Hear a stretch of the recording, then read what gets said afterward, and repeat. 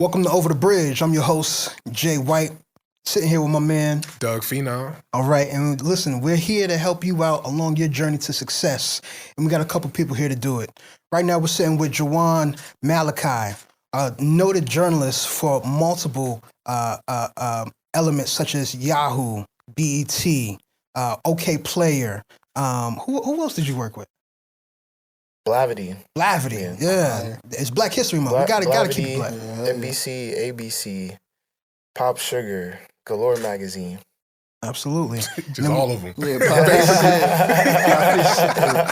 And we're also sitting here with Mizz. Mizz is a A&R for Crossroads, a new collective out right now that contains Chris Patrick, Dende, Erica Officer, and among other names as well. Sure. So we're going to sit down and we're going to talk a little bit about the game and what else they can help you out with along your journey. Amen to that. A lot of this show is just really breaking down barriers. You know what I'm saying? We want to bring people in here who are expertise in their own areas. Absolutely. Give insight to people that may not understand those areas. Maybe even want to be get into those lanes. You know what I'm saying? That is the type of insight that we are expecting from this show and expecting from our two wonderful guests here. Gentlemen, how are you guys doing today? I'm gonna start with you. JaJuan, how are you doing today, brother? I feel great. Feel good? Feel great, yeah. The cold's not affecting you at all? Nah. See, he built like that, man. This is New York for you, I feel like. Yes. And Mizz, you from Jersey, so it's like, you know, you also are used to what you guys say, brick up here. For sure. Yeah. Nah, it's brick. Yeah. I'm blessed. I'm happy to be here. I wish I could fold my legs like him. I don't know how to fold my legs, brother. Well, shoot, man, where should we start, man? There's a lot to talk about. It's Black History Month. Shout out to all my Black brothers and sisters out there. Black journalism is at an all-time high. You know what I'm saying? I feel as though after the pandemic, the independent journalist, the journalist who's getting in the nitty-gritty has just increased tenfold. Have you noticed that? No, I have, yeah. Talk about that a little bit. Like, is there a difference between pre-pandemic Black journalism and post-pandemic Black journalism? So I feel like the industry has been evolving for many, many years now, irrespective of the pandemic. But I feel like there's been sort of like this advent of independence taking place in the Black journalism community. I feel like a lot of people aren't leaving their fate in the hands of these bigger corporations that we've come to know for many, many years. A lot of us are just taking matters into our own hands and establishing our own lanes and our own path. So it's really exciting. It's got to be hard, though. Like building something it is. By yourself, brick by brick, you know, that takes time, that takes dedication, consistency. What do you think the most important aspects are there of that? I think vision. I think, having an understanding of what path you want to go down, like what particular beat you want to cover. And then also, leveraging your connections too. I think connections are underrated. It's became like a buzzword, but it's real. Yeah, it is. It is. What's that cliche term? Your net worth is your net worth. Yeah. And I believe that there's some validity to that. For sure. And I feel like that's like cross industry stuff, right? But with journalism, it's like really palpable. Like who you know kind of determines whether a door is open or not for you. Some people can find difficulty in connecting with other people. You know, you two, I don't think have a problem with that. That's why I think you guys are great for this conversation. You know, what insight can you give or advice can you give to help people maybe increase that skill? Yeah. Well, I think people are overtly critical about it. I think that's like a big dilemma that people have. Like they have like this paralysis by analysis type of thing. Shout out to Quincy Jones. he came up with that term. I'm not going to take credit for that. But yeah, they think about it too much. I think what's important when it goes into networking is putting your guard down, putting your ego down, putting your pride down, and just understanding that we're all human. We're all looking to connect. And, if you bring in the right energy, you should be good. Yeah. Mizz, how do you feel? I think my mom always taught me, like, everybody in the room is just as nervous as you, And once you kind of, like, realize that, you do find comfort. And as long as you kind of like do the self-work on your own time, just to be comfortable with yourself, you should be able to talk to anybody. You know what I mean? And not everybody your type of people, and you got to be honest with yourself. That's what I tell a lot of people that, like, if you don't fuck with somebody, don't fuck with them. Like, really, It's though. the truth. Like, I think a lot of times we just, like, feel like we have to be cool with everybody, and it's like, reality, we don't. You bring up a good point. Forcing yourself into rooms. How do you feel about people that do that? Is that a way that breaks the relationship dynamic? I know you said being yourself and authenticity in that aspect is very important. Like, how do you feel about people that feel like they have to force the conversation? I think that's real corny. I'm not even gonna lie. I'm just call a spade a spade. I believe that's what's for you will be for you. And I also subscribe to the notion that compatibility manifests naturally. Facts. So if you're compatible with somebody, it's going to show, right? But if you're not compatible, that's going to show too. And it's all love, either way. That's how I see it. No, I agree 100%. Like, I think you're going to find your people, but it's also about just being yourself and not being scared in every space. You know what I mean? Like, I'll go in any space and be myself. And I could talk to 100 people, I could talk to nobody. And I walk away comfortable because it's just like, you know. But sometimes I do be in certain places where I'm on a mission. You know what I mean? I think we all are. You know, if I need something, I'm not scared to put myself out there. And I think that's like, especially in my line of business, it's like essential. You know what I mean? Well, speaking towards that, like, you know, I think one time we had attended a Big Sean party. Okay. And so, you know, we was in there having a mingle and get to know everybody up in there. You know, talk a little bit about being in a space where, you know, sometimes you're in a room with some of your idols. Sometimes maybe not idols, but but that's real. But that's real. Right, but the people who you studied, right? Yeah, so sure. like we all got here for a reason. You know, having to be able to still get what you're going after, even though you're in front of folk who have done the game 100 times over. How do you not make yourself look like a fool? Yeah, I think the reason why I laughed is because, like, that really is like one of my idols. Like, Big Sean was like one of my idols growing up. So, like, amongst the people, I took a picture with him that night, and everybody, like, was blowing up my phone. Like, oh, you did it, da-da-da. But, like, man, come on. Like, but to answer your question, I don't know. I think how to not make yourself look like a fool. It's like, I don't know. Like, a lot of times, like, I struggle talking about certain things because it's like almost cliche, but it's so real. Like, just being yourself and being comfortable in a space. Like, it's almost like no other. It's no recipe. It's no, like, you know what I mean? Like, it's not really too deep into it. Like you said, like, people really paralyze themselves by overanalyzing the situation. Like, bro, just go be you. You know what I mean? And if you really not comfortable, go take a shot.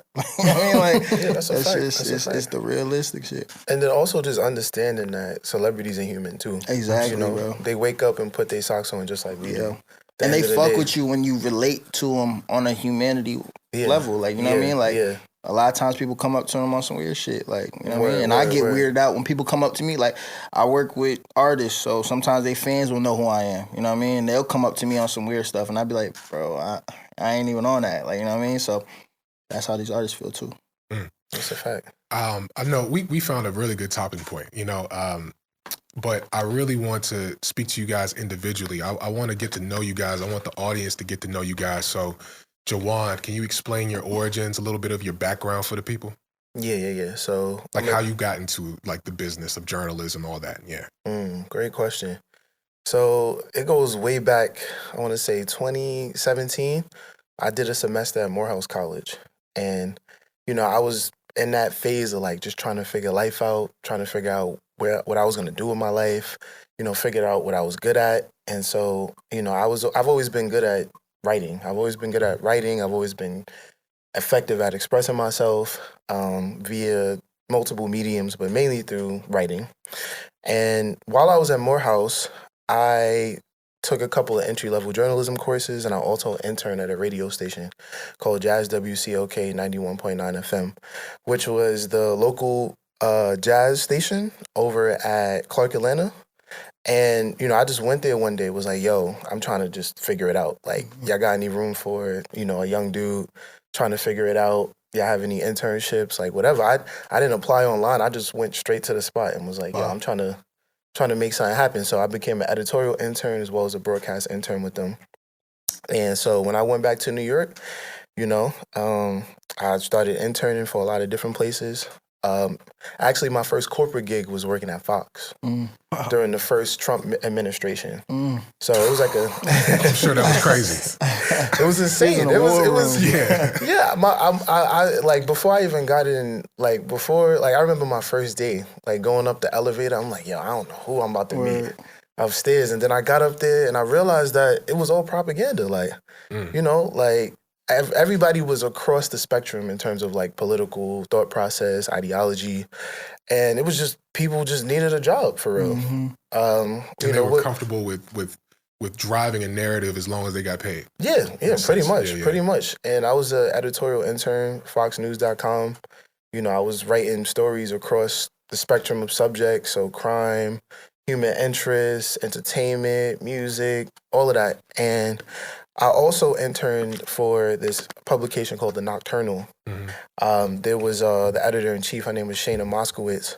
She's a NYU alum. Shout out to NYU.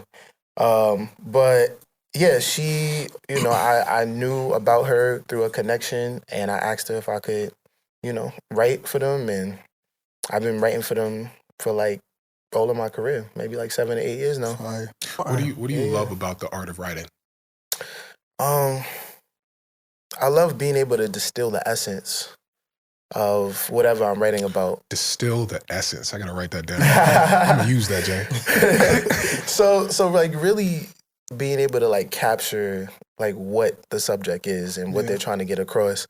And in particular, I've been fortunate enough to write about a lot of artists, interview a lot of artists, and really like illuminate like the full-fledged reality of their sound, of their image. You know, being able to really capture a vivid picture of that is very fulfilling for me. So let's stay right there. So with you having to work with so many artists and write about so many artists, you know, we can see it on both sides of you having to write about the artists and Mizz having to get the artist ready for the interview, right? So like, what are the key things that you're looking for when you have a subject that you want to get into? That's a great question.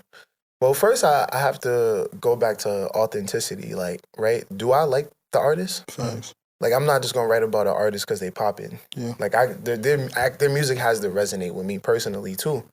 And I'm not gonna just write about an artist because, you know, they're top tier, top of the food chain. Like, you know, as long as, for me, artistic merit still means something. So that's something that I like to keep in mind when I evaluate who I'm gonna interview. Yeah. And Mizz, so when you're gearing up your artist to be able to have a piece done by a notable publication, you know, how are you preparing them?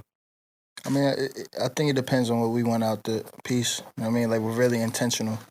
So we try to go at everything with an angle. You know what I mean? So, like, I don't know. I don't want to give exact examples, but, yeah, it just depends on the angle that we want. And then kind of, like, forming and curating it in the sense of, like, speaking to the artist. You know what I mean? I'm very hands-on of, like, storytelling with every artist. So I think publications do a great job of explaining that story, especially to their audience, and it usually aligns. Well, speaking of stories, what's your story, Mizz?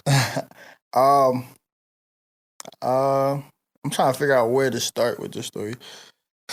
I'm a Jersey boy. Jersey? Yeah, big Jersey. I'm like Jersey through and through. Like, I don't know how to be anything else but a Jersey boy. And what does that mean, though? What does it mean to be a Jersey boy? Rough around the edges, you know what I mean? Unapologetically ourselves. Like, we was just talking about before we was on this, he was like, he'll see me on the basketball court because I'm just talking shit all day. Like, you know what I mean? Like, that's just my nature, but that's Jersey nature, you know what I mean? So, growing up, I was just within that, but I was also an artist, you know what I mean? So I was like rapping and I was doing my thing and well respected amongst my community and amongst my people. But for some reason, I just started taking the back path and just like wanted to help other artists. And I just started putting together projects. I didn't even know what A&R was. You know what I mean? Like, I was just putting together people projects because I'm like, oh, you sound like this. I want to put together beats like sound like this. And we could put together a project with this type of theme. Like, I'm putting together projects, like after projects, like for all the homies back home for no reason. I really had everybody's like, when your project coming out? I don't know, bro. I just want to put together everybody else shit because I just like. You found a passion for it. Yeah, like it was just fun. Like, so I think when I went to college, I didn't know what the fuck I wanted to do. You know what I mean? What college you go to? I went to Hampton University. Damn. And I gotta say something. And I'm looking in the camera. I told you when I look in the camera, I'm finish. I went to Hampton University, right? I didn't know what I wanted to do, but I started getting into the radio. And there was 2 niggas in there. Are we allowed to curse? Go ahead. You've been doing it. I've been crazy. I told my mama I stopped. I told my mama I chill. There's 2 people in there who were just elitists. They ain't really talk to nobody, and they was just the only ones who could touch the board. Because Moose said they was the only ones to touch the board, and there was these 2 people right here, and they ain't want to talk to nobody but themselves. Y'all only talk to each other. I got cool with Jonathan later, when he felt like I was worthy. I don't know what the hell that's about. Look, that's that Jersey shit right there, because you gelling. You gelling like shit. I am jealous. That really was my man's. I ain't gonna lie. But yeah, so I was working in the radio. I was on and off with the radio. I don't know. Like I was just trying to find my way in there. Then I always said like, yo, I'll never like manage an artist unless I thought he was better than me. So somebody came to me, my boy from like 2nd grade, bro. Like, you know what I mean? He was like, yo, I want you to manage an artist with me. And I'm like, who, bro? I don't want to do this shit. And he said Chris Patrick, and I literally just watched like a video like probably a month ago that damn near made me cry about this nigga Chris Patrick. Oh, wow. So I was like, yeah, let's do it. So I've been working with him since like probably 2017, 2018. Wow. And yeah, that was like really how it went. And then we just was shaking and baking. I was still in college. Then COVID hit, and we went back home, and something happened. I just moved out of my crib, and I started living with the homie and Chris Patrick, and we started putting together projects and put together a project called From the Heart 2. And after that, it was kind of like we off to the running. So now I work with Dende, Erica Officer, Haji, and I help a lot of other people with their projects. It's fun. So well, let's stay on that for a little bit. You know, I think there was some time in between college and when we had finally met back up For sure. in the city, and it was, you know, kind of like a homecoming. Like, oh, you know, that's fantastic. But some of the stories that you were telling me about how you were having to, you know, do the lights at the concerts and everything like that. Can you speak a little bit about just having to wear multiple hats when working as an artist or working with artists? Yeah, that's a good question. Yeah, you got to do everything. Like, it's really no ego. Like, I tell my team all the time, because we built a team out of this too. I tell my team all the time, it's about the artist first. You know what I mean? Like, everything is about the artist. Like, we put ourselves to the side and we make sure that we do our duty. So when we did our first tour, actually, no, it's funny. We actually did a tour with Grip back in 2021 maybe. And I was just watching our sets, and I was watching Grip sets. And I was like, damn, Grip is killing us every night. How can we elevate this? So we started working on the set every night. Okay, cool, we're going to do this. We're going to interact this way. And then what I really did, I started doing the lights. So he's like the first opener of like 4. And we the only one doing the lights. After that, everybody's like, yo, come do the lights first. Come do it. I'm like, well, how much you going to pay me? You know what I mean? Like, but it's about just trying to figure out how to elevate this. You know what I mean? Elevating every single way. And that's and the problem is, or the good problem, is that I'm too competitive. So it's like, I'm willing to do everything because I just want to beat everybody and everything. You know what I mean? So if you want to win, you got to do everything. Absolutely. It's a fact. It's a fact. JaJuan, so you mentioned NYU. I know you got a couple Hampton folks right here, you know what I'm saying? Being at NYU, I think allows you to get into the NBC Universal Page program. Yeah. Can you talk a little bit about, you know, what that program was able to help you out with in your journalistic career? So that was actually my first gig, my first corporate gig out of undergrad. Before that, I was working as a food runner at Boulevard Bistro in Harlem. Hustle. Just get into it. Just because I'm like, yo, I don't know if this page program thing gonna work out, but, you know, I still need to pay my rent. So I'm like, all right. And then I had applied for the program. I had an associate that I had met at a mixer at Cipriani's through this internship program I was a part of called the T. Howard Foundation. And so I met him, and he was like, yo, I feel like you'd be a great fit for this program. And this is like right before I'm about to graduate, like maybe like a semester before or something. I'm like, oh, what's this program? I ain't never heard of this. So it's one of those programs where like, it's like a word of mouth type of thing. If you know, you know. So essentially the PAGE program is NBC's premier early career developmental program. It started in 1933. during the inception of modern day television. And it's been an underground kind of like fellowship for, young people that really want to get a start in media. And so I applied for the role. They said what did they say? They said that like 14,000 people apply every year, Wow. and they only accept like 250 people Crazy. per year Crazy. on the East and the West Coast. So, I was blessed to be able to be a part of one of the cohorts. During my time at NBC, a main part of our roles were like giving tours of like NBC studios. So like Studio 8H, which is home to SNL, Studio 6B, which is home to the Tonight Show starring Jimmy Fallon. And in conjunction with that, everybody was working across departments.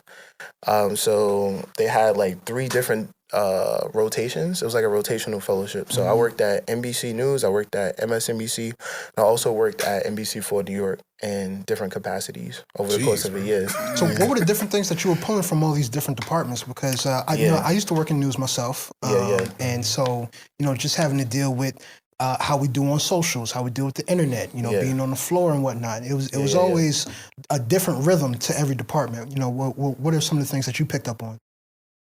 So from my first rotation, I was working with NBC News, and I was working with their digital audience development team.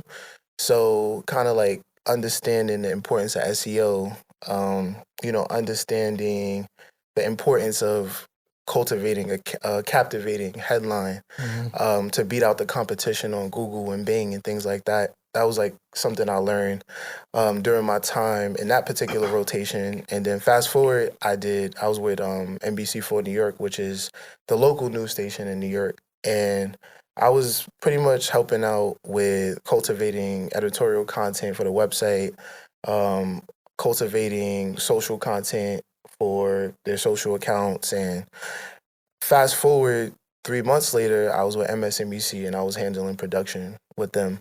And for my last couple of rotations, it was like remote.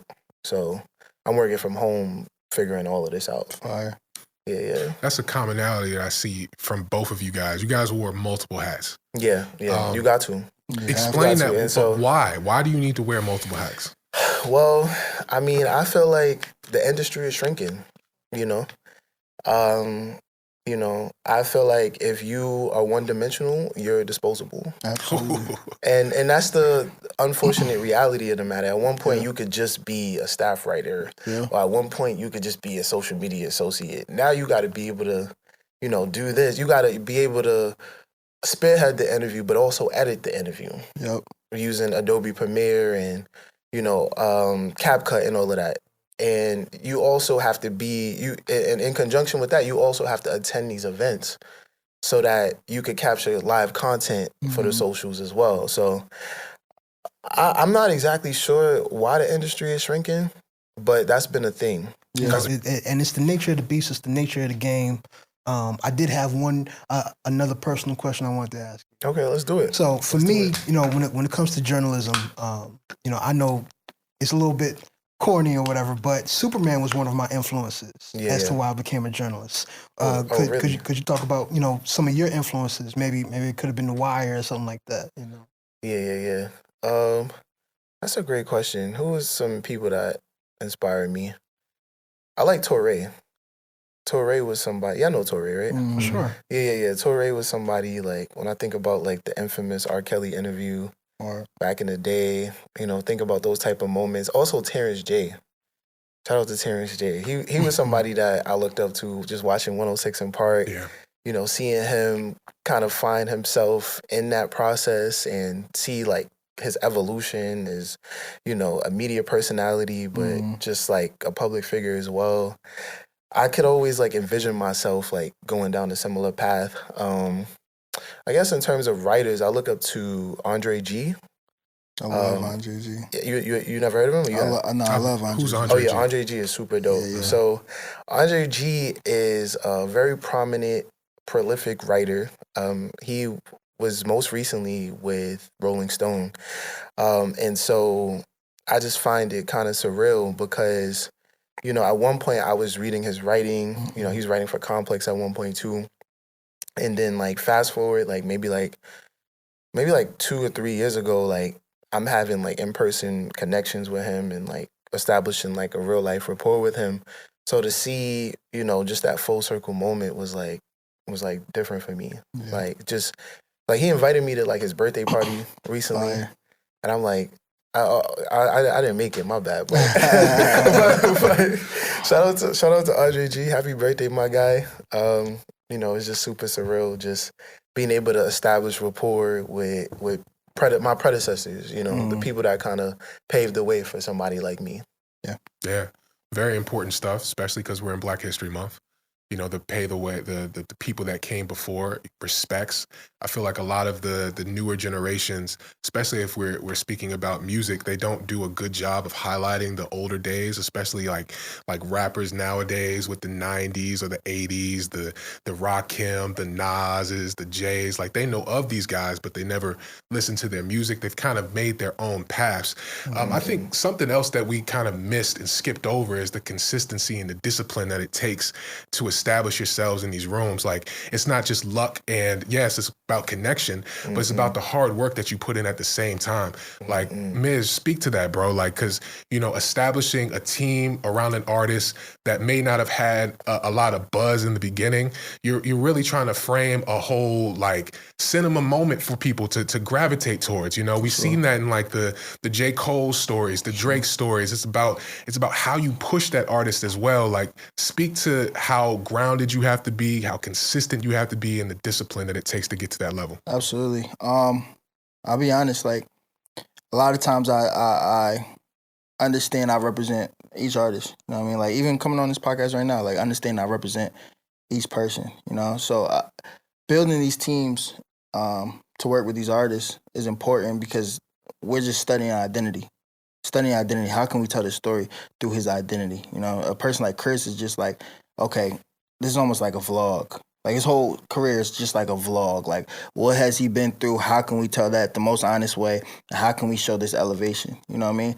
So yeah, I think it's just important that you really just understand the identity of your artist and genuinely just keep telling the story, linking up with a writer and making sure publications that align with your story can tell the story too. Like, so it's just a nonstop identity and making sure everything falls in line. But when it comes to the team aspect, how do you guys stay on it? Like, how do you guys keep each other like honest with the work that it takes? I'll be honest, like my team though, like I really don't play. Like, you know what I mean? So like we're all very self-aware. We hold each other accountable.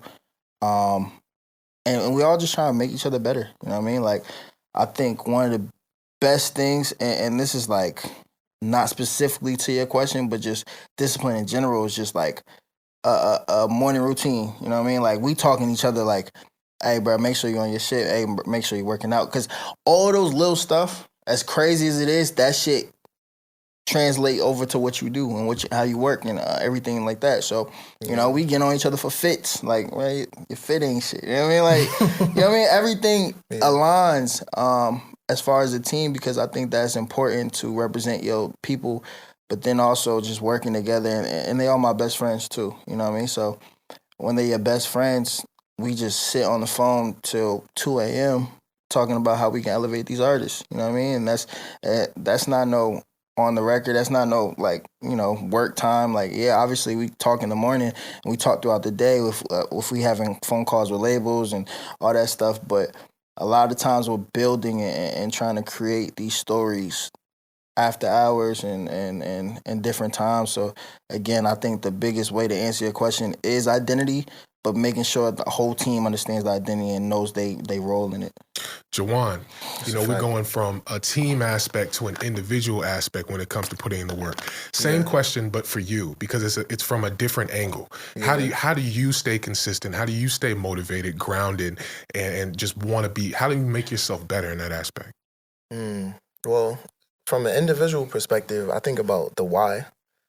You know, I feel like through all the years of me being in this and all of the shifts and transitions that I've made over the years, I think about, like, why am I doing this, you know? And I also reflect on my origins as well. You know, I'm first gen. You know, I grew up in the sty, pre-gentrification, grew up in the Bronx. You know, like, the life that I live is foreign to most people that I've come up with. So, I'm always keeping that in the back of my mind. It's easy to like narrow in and like focus in and zero in on what you have going on in the moment. But sometimes it's important to take a step back and just reflect on the journey. So, JaJuan, speaking of Black history, you've also cultivated the Black Journalist Collective. Could you tell us a little bit about, what that represents and what you're trying to put out there with the collective? Yeah. It's a great question. So I created the collective in 2022. I feel like I received a message from God that told me to act. And what I mean by that is I was realizing that there weren't any, I was reflecting on my journey. And in my journey, I realized that I was very secluded as a Black man, being on the 56th floor at ABC or NBC, just in the cut, being underutilized, undervalued, underestimated, under everything.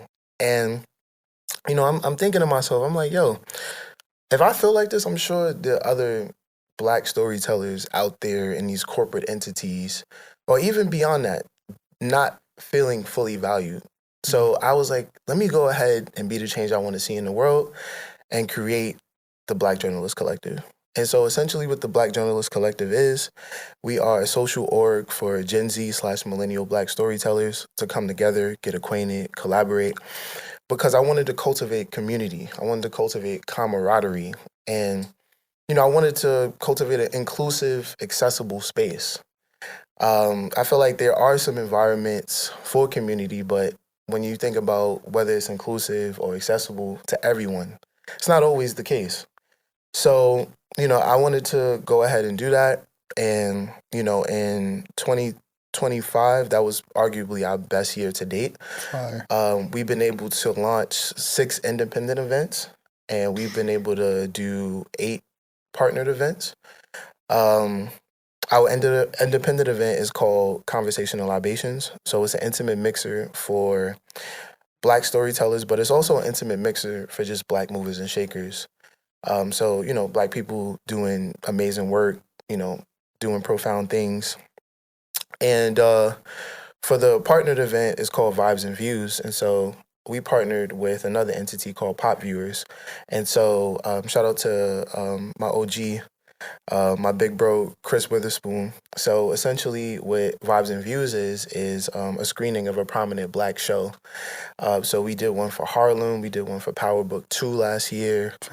We did one for the Power Book 4 with Tommy. We did one. We did that with Forrest.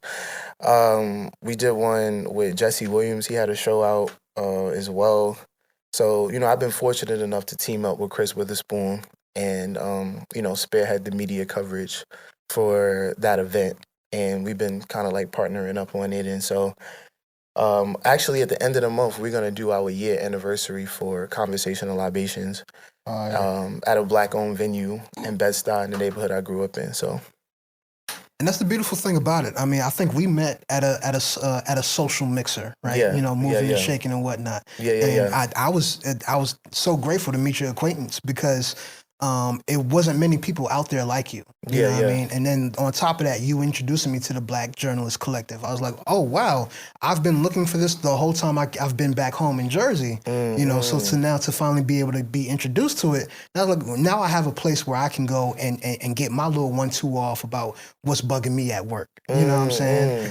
But it's really been like a safe space. I think all types of third spaces in New York have been beneficial to what we all have to go through moving and shaking out here. Yeah, for sure. And I'm happy, like, your testimony is exactly why I do it. There was a girl that works for this entity under Yahoo. It's like a subsidiary. It's called TechCrunch. And she came to one of my events. I think it was like the second one. I hosted it in my apartment. I free of charge, I just told all the Black storytellers I know to just pull up to my crib. And I didn't even know her. Like, I never had a conversation with her or nothing. I meet her at the event. She's like, yo, I've been looking for a space like this, because there's no spaces. And I'm like, why are all these companies profiting off of our creativity And, you know, why are we being pitted against one another for these, like, this myopic scope of roles, Yeah. you know, when we could just come together and build, Yeah. you know, and we could know each other, we could love on each other. You know, I feel like in my career, I've had situations where I'm fighting against another brother for this one particular role at this predominantly white corporation, and I'm like, you know, it's just draining.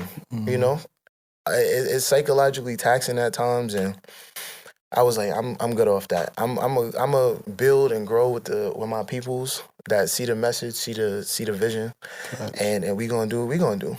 How do you break out of that mold though? Like, I feel like, because to follow up on your point, there are a lot of our brothers and sisters that don't really want to create or collab with one another, or at least they're hesitant about it because they don't want the other person to get ahead. How do you get out of that headspace? Well, you know what that's called? That's called that crabs in a barrel BS, you know? Hell yeah.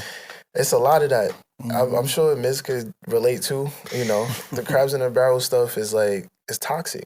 And I feel like we live in a time where that doesn't have to be the case anymore. Like, we could all eat.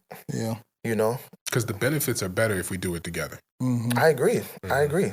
Mm-hmm. And, you know, all those people that are kind of victims to that mentality have kind of subscribed to a certain culture that's already been cultivated over years and years.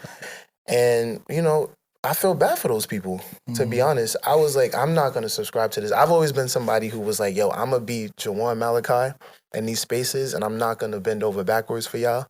And this is what y'all going to get from me at the end of the day. That's confidence and self-belief. Yeah. And, you know, it takes me back to an earlier topic point subject that we discussed, and that's the ego and how to set the ego aside. Like, how do you go about, for some people, because, you know, you get into spaces, you may get a rub shoulders with certain individuals, and it may get into your head. You may start to think you're bigger than what you are. How do you stay grounded in those moments? That's a great question. Because it's hard to do. Nah, I remember when I was working at Blavity, you know, I got a little big-headed. I'm not even gonna lie. I've fell victim to it, and I ended up doing some things I shouldn't have done. You know, in my personal life, I was doing some crazy stuff. Had to learn some tough lessons or whatever. But you know, moving forward with the Black Journalist Collective, when I see everybody that pulls up, when I see Jonathan, you know, when I see you know, just my independent people doing their thing in the media space, when I see people working at the New York Times, see people working at Vogue coming through, I'm thinking like, yo, like, this is all bigger than me. At the end of the day, the no individual part is bigger than the whole.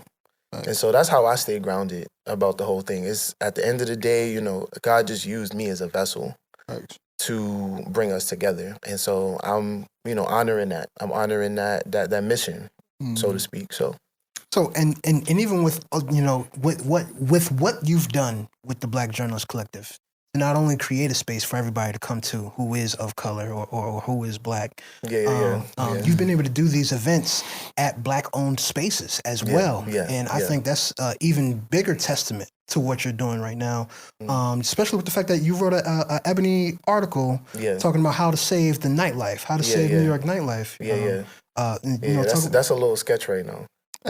I'm not gonna lie. But yeah, I wrote a piece about that. I did like a two-parter. So I did one piece and then I did like another piece last year about it. You know, as we know, the party scene isn't what it used to be.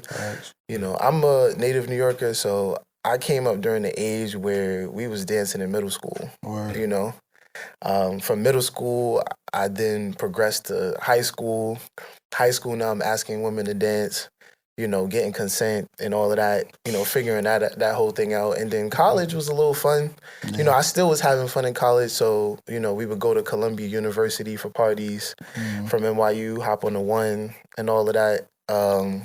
And sometimes just even outside of the school structure, just being in New York, just finding, you know, real dope spots and having an organic vibe.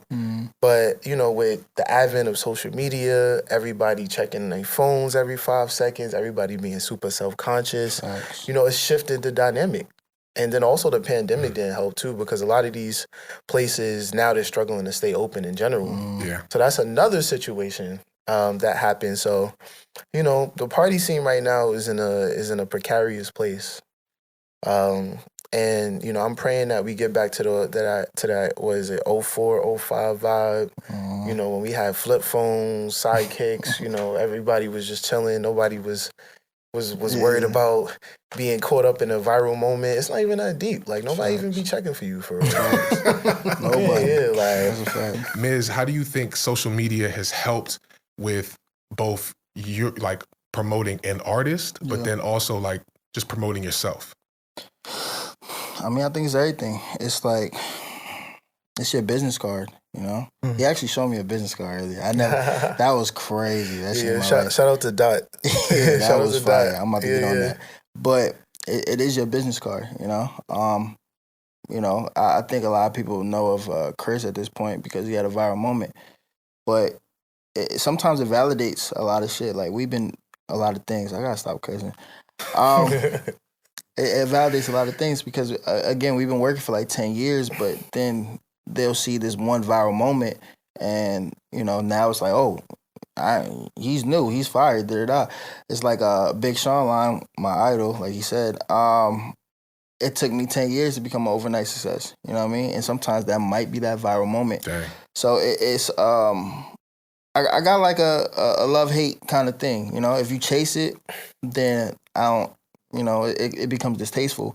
But if it happens through genuineness, because everybody is kind of gravitating towards a moment, you know, then it's real and it's love. And I think it's a good promotion for something that you've already been doing. You know what I mean? It's not like, oh, I'm just started doing this, da-da-da. Like, no, I've been on this. And if this moment to get everybody was how you can recognize what I've been doing, then I accept that, and I think that's cool. But I think chasing is whack. And a good promotion for yourself it's always fine. Like, you know what I mean? Like, I'm not a big social media. I don't consume that much. You know what I mean? I was just telling Jonathan in the car, like, I don't be on social media that much. I can't consume that much. Like, there's no way I can watch a Epstein file, then basketball highlights, then butt. Like, nah, it's too much. Like, you know what I mean? It's over.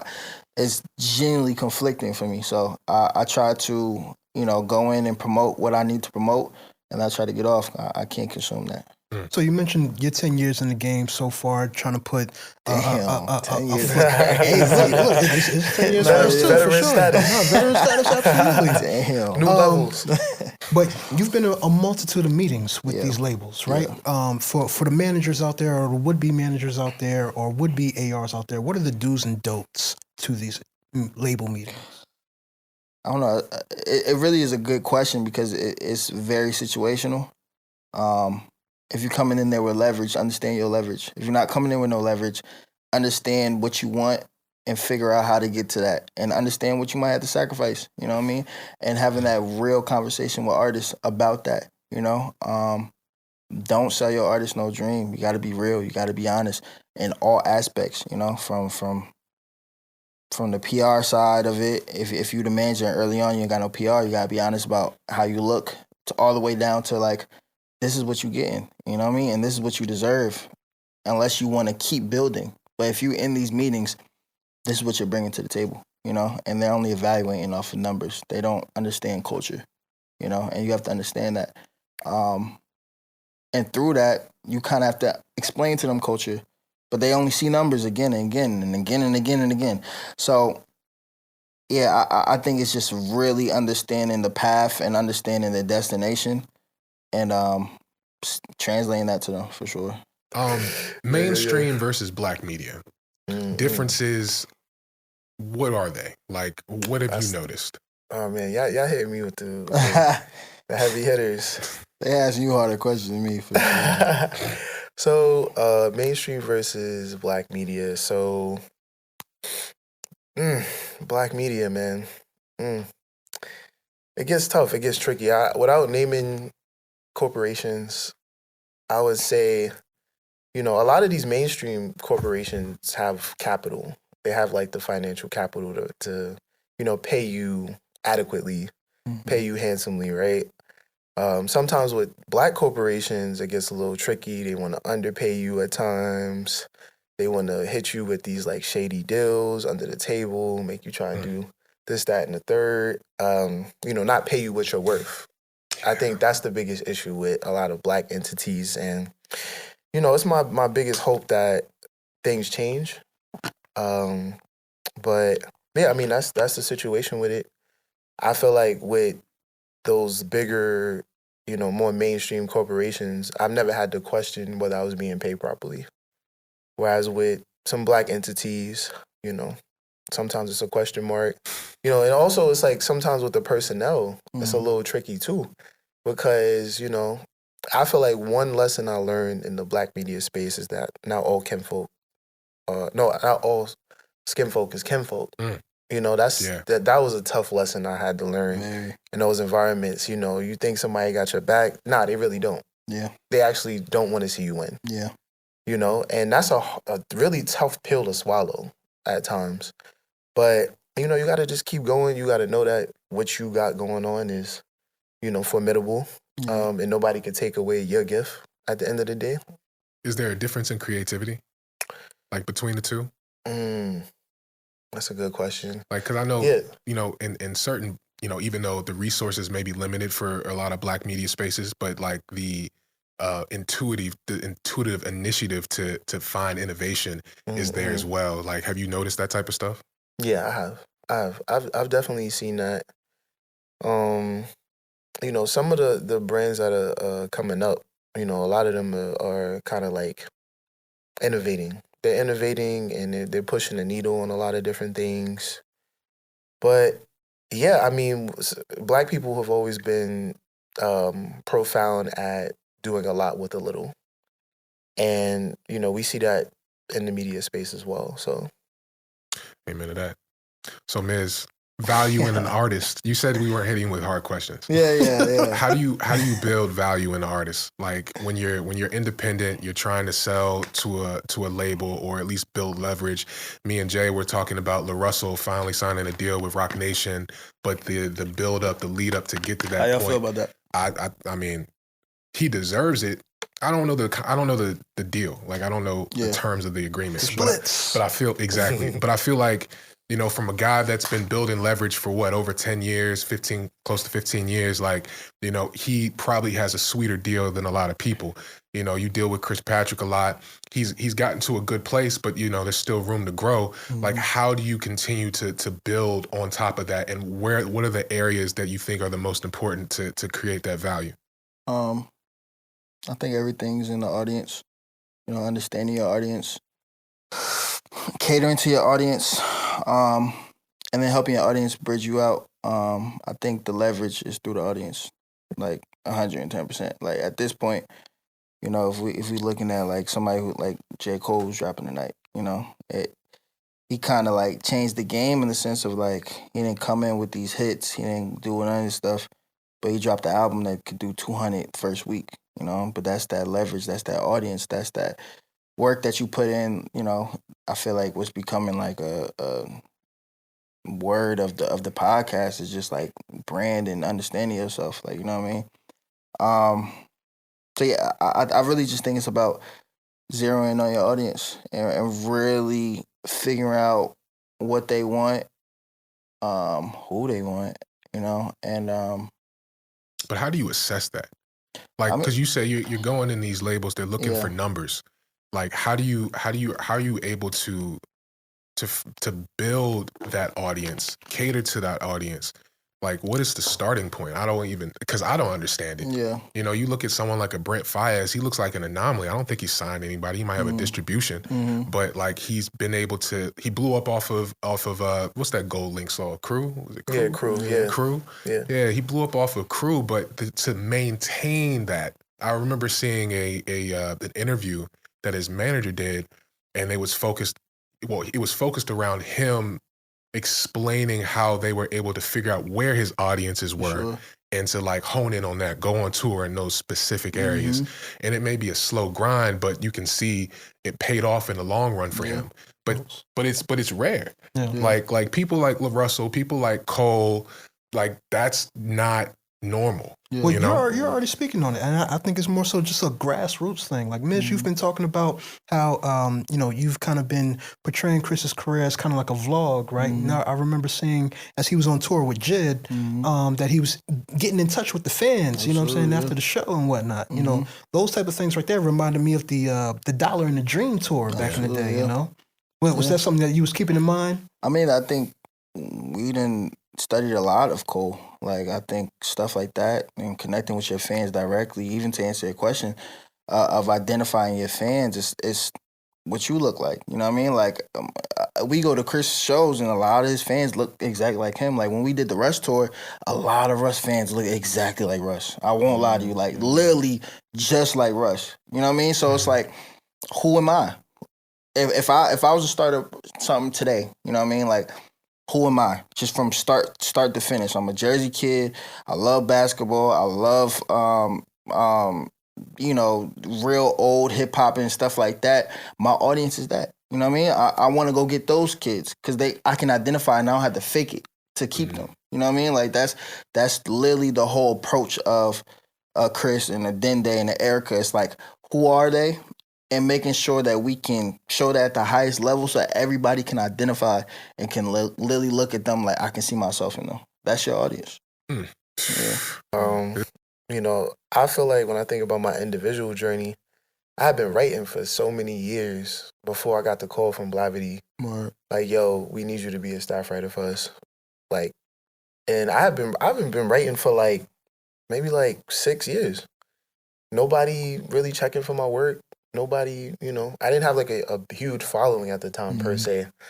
I just had some loyal supporters over the years. But, after I got to Blavity, I feel like my life changed in a lot of different ways. I was, there was more visibility that I had. And then I was also able to, travel internationally, doing press trips and, interviewing bigger names. I was able to interview Pusha T, actually. Crazy. When I was at Blavity, I interviewed Leon Thomas. These are people, Tizo Touchdown. I'm at these places with these people, and I'm like, yo, I never imagined being able to be in these rooms, let alone be able to interview these people. I'm like, yo, this is crazy. Yeah. But yeah, man, the journey, it's the journey. People you gotta embrace it. Yeah, going back to what Mizz was saying about how it takes 10 years to be an overnight success. A lot of people don't see that behind the scenes grind. A lot of people don't see those dark moments. Yeah. When you wake up and you like, damn, I don't even want to do this, but we gotta get to it. You got to. We gotta get to it. That's sometimes as I've been building the BJC, I be feeling like that sometimes too. Sometimes I'm like, man, gotta figure it out again today, And I'm fortunate to have a team that's helping me. But when I first started, it was just me. Facts. And then I had to work to get a team, to acquire a team, Which is a whole problem and challenge in itself. Yeah. The hardest part about running a business is your team. But recruiting solid people, Quality. Quality. People who care just as much as you do. It's impossible. I think it's impossible. Yeah. I think that you could find people that support it, understand the vision, and, are close to how you feel about it. But nobody's going to be as passionate as you. It's not their baby. Yeah, it's not their baby, It's not their kid. Damn. So, It's real. you got to find those people that's willing to put in work, How do you find them, though? How do you find them? Like where do you look? Well, where do you start? But also, it depends on, my bad, cut you off. That's for both of y'all. This question applies to both of you. It depends on what you want, what am I looking for? Because you got to know your specialties. And obviously, you got to have a hand in everything, like you said, wearing multiple hats. But if I know this person has a specialty in this, oh yeah, we going to do that. Even give you an example, within my group, Crossroads, pretty much the dude who damn near created hip-hop Twitter, you know what I mean? I'm not going to say no names, but he was really showing love to our artists, you know what I mean? And eventually, we found out he's from Jersey. He was like, man, come do marketing for us. You know what I mean? That's really my brother now. You know what I mean? There's another dude who's part of our team who literally just came in and invested and it was like, yo, I see what y'all doing. I love what y'all doing. And he just invested and gave us a whole marketing plan. You know what I mean? It's just let's build on okay, I'm not that good in social media marketing. We brought in somebody who is, like, you know what I mean? Like, figuring out what you need and literally attacking it from that angle. Because, again, nobody's going to care as much as you can, but people are going to care and take pride in what they do. You know what I mean? So as long as you can put them in position to win, they're gonna do as best as they can, because that represents their name. And this game is cyclical. You know what I'm saying? It's going around, and it's going to continue to spin long after we're dead. You know what I mean? But right now, we want to get into ramping up. You know, some artists or some names, whether it be content creators or journalists and whatnot. Well, who are some names that you'd like to highlight? You know, who you see doing really good work out there? I think you should go first. Okay, well, I mentioned my homegirl Ashley. So shout out to her. Shout out to Ashley. Yeah. Shout out to Rooting for Everybody Black. Who else? I have a homeboy named Taylor. He has a YouTube channel called EBN. He's doing really dope work. Who else? I have a homeboy named Red Young. He has an entity called Down to Earth. Right. And that's like his media platform. Who else? My boy Amari. He has a brand called Luminary. And it's like a creative consulting agency that he's getting off the ground right now, building, you know, from the ground up. And what else? I have some homeboys out in LA too, called, and they have an entity called Higher Creative.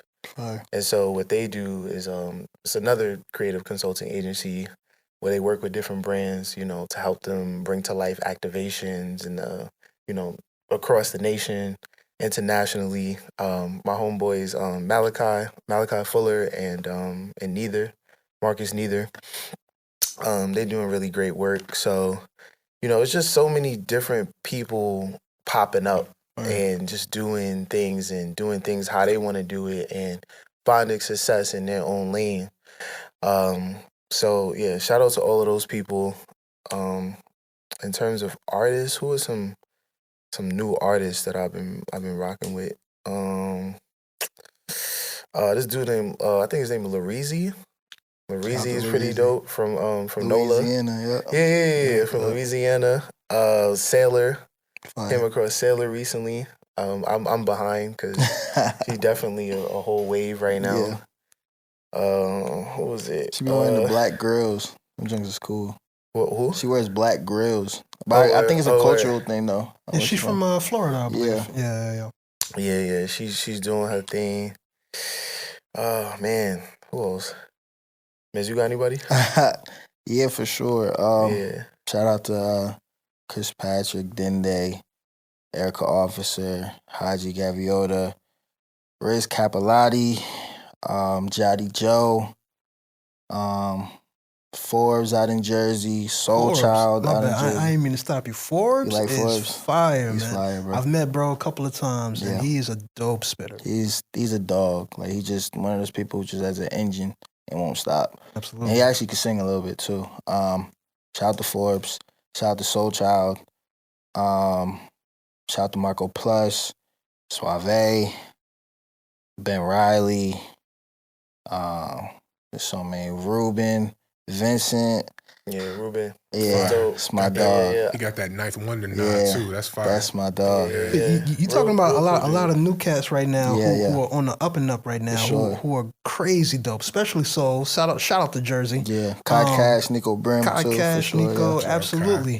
Yeah. I think one thing for me being in the music space, you know, seeing this new renaissance of hip hop coming up, bubbling up, it makes me so excited. It's fun. But one thing that I've been able to notice is that, like, the crossover is no longer white and black. You know, before it was like, oh, how do we cross that line? How do we get through like that?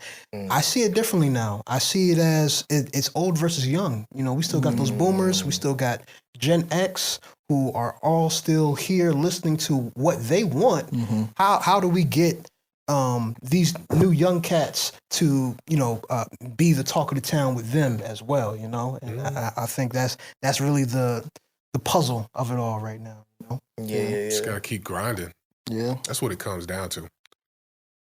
Staying consistent. Yeah. Yeah, I was gonna say another person that I thought about, Fergie Baby. Fergie Baby. Fergie Baby. He got that new song with ASAP Ferg. That shit is crazy. What is it, Harlem? From Harlem. It's a good day to be in Harlem this It's year, fire. for Yeah, sure. Fergie Baby's dope.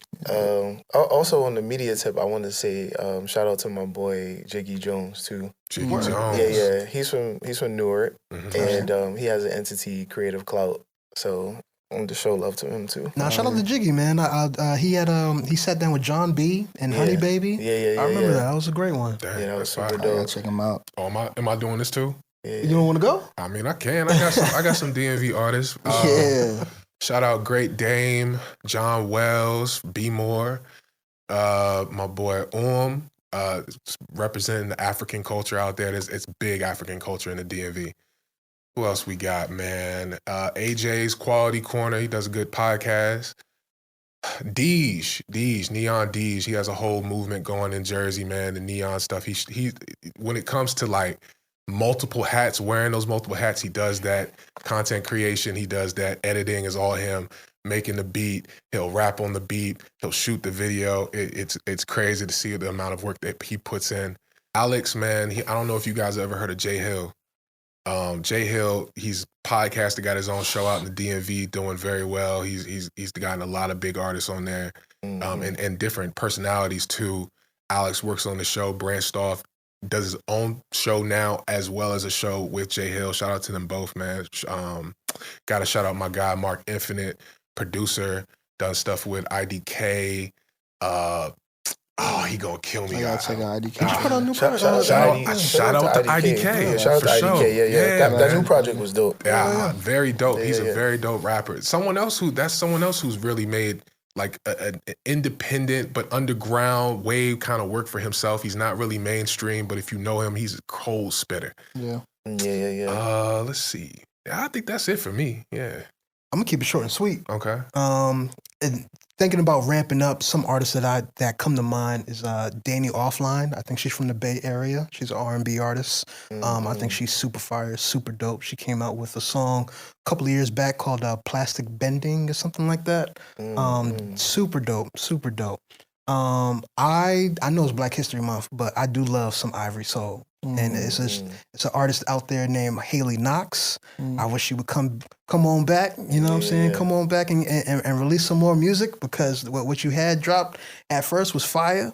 Who else did I have? I feel like I heard of Haley Knox is for dope, man. It's an artist out of Seattle named Liza. Liza, she's good. She got a song called Seeing Green that's super dope right now on your DSPs. I also got to give a shout out. Saxophonist, man. He's been on a world tour right now. King Sax out of DC, bro. If you ever want jazz or anything like that, man, or a dope live performer when it comes to a saxophone, King Sax is your guy. Shout out him. Shout out my brother Billy Blunt, super fire. KC3K. Yeah, I ain't got no way. I feel like we just throwing more. It's the time to do it, man. Everyone just get some shine. Absolutely, absolutely. We talked a little bit about the influence of J. Cole, and I'm sure we all can attest that J. Cole or Jermaine has had a huge influence on us all, no matter what career you've been a part of or been trying to get into. As we are recording this is before the fall off drops. Hours before. Before the fall off drops. T-minus 2 hours. I don't necessarily want to get into predictions. If you want to predict anything, go right ahead. But I'm biased, but you don't want me to talk. If you have a message or anything that you'd like to, send out there to Cole World, before everything drops. 2-6. A message to Cole. DeVille. To Cole. Because this is like a farewell note, I guess. Yeah. We'll see about that. The game retires. You don't retire from the game. I mean, I feel like we all have like our own personal sentiments about him, right? Yeah. I guess so, yeah. I mean, I would say thank you, Cole, for the inspiration. Thanks. Thank you for always staying true to self. Word. That's a motif that you've always, maintained throughout the journey. Shout out to keeping it real with the whole Kendrick and Drake situation. Everybody been on your back about that, but I feel like you did the right thing. Why fight in a battle when you're not even you don't have no fork in the battle, right? So, shout out to you for, just being honest, of being vulnerable too. It's not a lot of rappers that value vulnerability. You taught me the value of vulnerability, so thank you for that, brother. And hopefully this project is as dope as your other projects. For sure. Me and J. Cole share the same birthday, so like we twins for so thank you for putting on for Aquarius. You know what I mean? January 28th. But nah, for real, thank you just for creating a whole new way of going about music and business. Like he kept evolving it too, like without the big headlines of it, even the way he's been doing this whole thing with even right now. But again, like I stated earlier in the podcast, like showing people that your audience is power, that the hits is becoming obsolete and hits is subjective, you know what I'm saying? So I think he showed like the powers in the people, and he leaned on that his whole career, and he really showed the blueprint for everybody, and everybody has been chasing that for that cult. He got like a rock band cult, like, you know what I mean? We never really seen that in hip hop, so we just appreciative of him just like really changing the game in that way, And I really hope the fall off, if it is your last project, I just hope it's as fulfilling. So you can just walk around like Andre 3000 in the city and shit like that. Yeah. So. I mean, where do I start, man? He's sad, ain't he? J. Cole, my favorite artist. Like, it's J. Cole, bruh. It's him and Jay-Z for me. Jay-Z, Nas, like those three. And Cole was your top five is like those are three? Those are, yeah. Five. Yeah, for sure. Yeah. Respect. Cole, I started listening to Cole high school, man. And, I related to Cole because a lot of his theme, like if you remember his mixtape, The Warm Up, basketball. I was playing ball at the time. And so I listened to that album on repeat when I'm getting ready for the game, practice, whenever I needed some motivation. And it was not only that was the relatable aspect, but it was the messaging in his music too. You like two sides of the veil, you know what I'm saying? One side dreams, the other side thrills. You know what I'm saying? It's like we it's damn laughing. I can quote it. Yeah, breaking Stop bars. playing. I ain't know if you was talking about rapping for a second. We talking about rapping. That's the thing.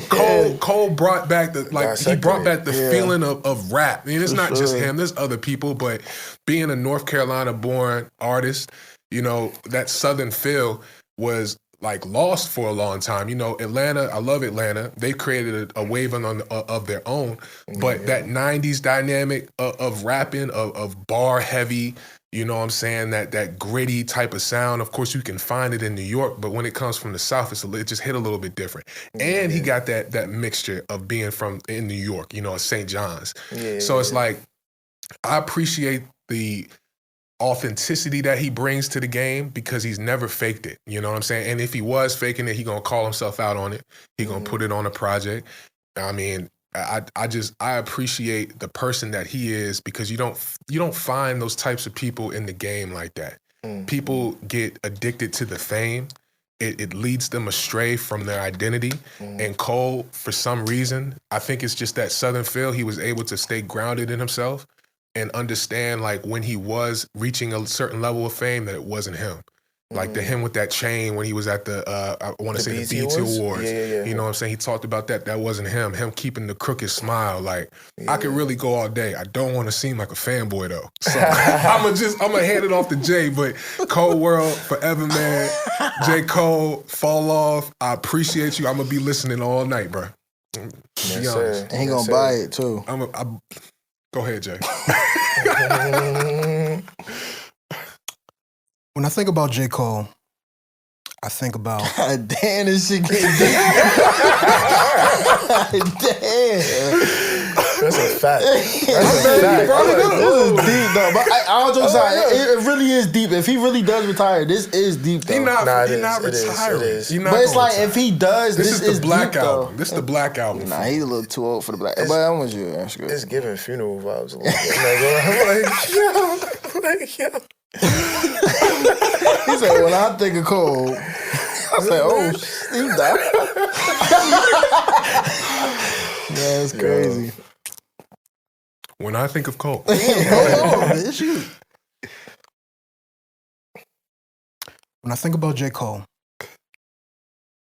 I think about coming back on the bus from a high school game with Too Deep for the Intro in my headphones. When I think about J. Cole, I think about being in my college dorm room, sitting, waiting on nothing, and all of a sudden there's a surprise album. Or somebody coming into my room saying, yo, Cole just dropped. When I think about J. Cole, I think about being in the gym, trying to get myself ready for the next day. When I think about J. Cole, I think about grown man bars. When I think about J. Cole, I think about growth. It's been a pleasure to see. I thank you for every moment of it. And if this is truly the end, bravo. This was like a funeral vibe. Yeah, that was like... That's kind of...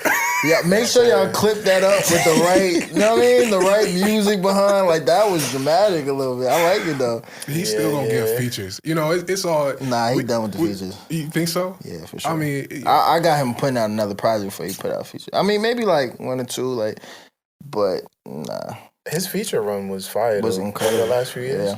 Yeah, I mean, yeah, for sure. Yeah, like... I think that's what really, like, brought him up to that status. For a while, he was really underrated. Yeah. You know what I'm saying? Yeah. I think the feature run is what really put him, it's weird to say on the map, but like, especially in a worldwide view, I tell this to everybody. I say this for the whole entire Big Three. I know we're talking about Cole, but he eclipsed himself multiple times already, you know? He did. I don't know if there's anything more he has to give to me. Except for the motivation to keep going, absolutely, cool. But he's become such a rap god at this thing of ours, right? Yeah. You know, when people say, oh, I like old Cole or I like old Drake or anything like that, I look at them like they're crazy because these dudes have learned how to write and songwrite so well that it's 1,000 times better than what they used to be. Yeah. As it should be. When you become a sensei or a monk, a Jedi master, whatever term you want to put on it, you are supposed to be better than your younger self. I think you just missed that rawness and that ignorance, though. Like, True. you know what I mean? Like, I do. I think that's what they mean. Like when they and they missed the time period of themselves. Like, you know what I mean, when it came out. And that's how I can relate to. Like, you know what I mean? Like, I do miss old Cole. I do miss old Kendrick and stuff like that. I do agree with what you're saying, but I do think that rawness is like something that just, it's a feeling that, you know, it's just higher than anything, and that they probably could only capture once, and they gave it to us. So, I don't know. I agree with what you're saying, but I do think there is a difference between the old and the new sometimes. And I can understand somebody. Were you guys around for mixtape Cole? Like, were you listening to Cole mixtape era? I'm not even gonna lie, nah. Not really. I got into him like Sideline Story. Sideline Story. Yeah. Like, you know, he's Rise and Shine. Yeah. You know, Never Told. Breakdown. Like, that was like the Cole I got into. What, Workout, you know. Yeah. When he was already, you know, in the spotlight, when he had already signed with Jay. That was when I got into him. And then Born Sinner was like when I really dived in. Illuminati. Yeah. You know, New York Times, all of that. Like, you know, he was in a different bag at that point. He was. Yeah, just the instrumentation. You think about, you know, he wasn't really doing that many features at that time, right? No. But yeah, he was just like a breath of fresh air. Like, that's what I remember mostly about him. You know, he was doing the whole commercial thing, but like the meat and potatoes of Cole is when you get on that album, when you start just going through the Rolodex, there's tracks on there. You're like, oh man, it's just so many different vibes, so many different like pinpoints, so many different influences, from track to track, perspective. Yeah, like, you know, and just the evolution of it all. Like, you think about, when I think about him, I think about how I've evolved as an individual, going back to what I was saying. You know, I remember when 2014 came out, you know, I was in high school. You know, Wet Dreams was like, you know, a little relatable. I'm not gonna lie. He does that. But you know, everybody's been there, right? And then I fast forward. I go to the off season. Now I'm a grown man. Yeah. Now I'm like, oh man, like going, like, seeing him live, like, seeing this evolution of, like, you know, him coming out and the whole production of it all. Facts. And how he's been able to refine it, you know, over the years, but also stay true to himself the whole time. You know, I think that's the most impressive thing about Cole, like, the fact that he never gave into the gimmicks. The fact that when he saw him and Homeboy wearing the same sweater, he was like, nah, I can't do it. At the BET I'll never do it again. he's like, nah, I'm good. Like, I'm staying loyal to the soil. I'm staying true to self. You know? You got a favorite Cole project? Do I got a favorite? Yeah.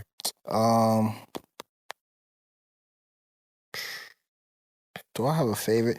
What's the it's slipping my mind. I'm terrible. What's the mixtape right before the first project, Sideline? Before it was That's either Friday Night Lights or Dilemma. Friday Night Lights is one of the best mixtapes I ever heard in my life. You know what I mean? Like, it was just like, you know, one thing I like about Cole and one thing I like about that era of just hip hop, it raised us, it taught us, it showed different perspectives. Like, you know what I mean? Like, that's a lot of questions I have, like, to younger folks, like, who is raising y'all, like, hip-hop wise? Like, you know what I mean? Like, who is actually showing y'all a different perspective? Like, you know what I mean? Like, when Cole's breaking down Lights Please, it's like, what? You know what I mean? Like, it's like, those perspectives are stuff that you ain't even taking to account, because it was just like, I'm so far ahead in my stuff, or from the surface level is this, but he's breaking it down from a whole nother level, but nobody's doing that for these kids, and everybody's just like, well, we just gonna fall into clickbait and all that type of stuff, but who's really raising these kids, you know what I mean, from a hip-hop? Like, I was really raised on hip-hop, bro. Like, you know what I mean? Like,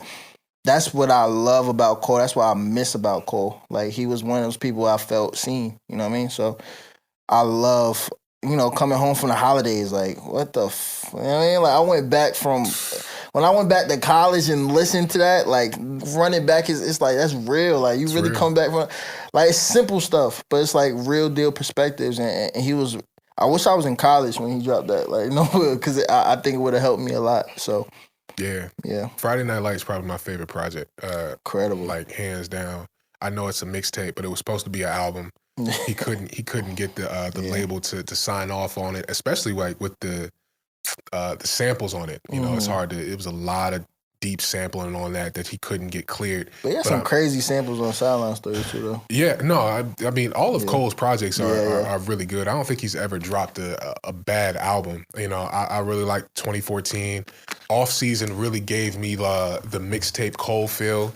Where I feel like it was like him just going back to gritty raps where he just didn't give a fuck. You know what I'm saying? He's out here just for blood, and he was rapping like he was trying to tell everybody, no, I'm the best rapper in the world. You know, and that's the Cole that I was always hoping to see. Because it's like, you always know Cole he has the bars, he has the lyrics, but it was almost like he was being like modest. Like, he wasn't. You literally he wasn't like it's like, Cole, bro, we know you can rap, but rap, bro. Like, and that's what I feel like. Money, bro.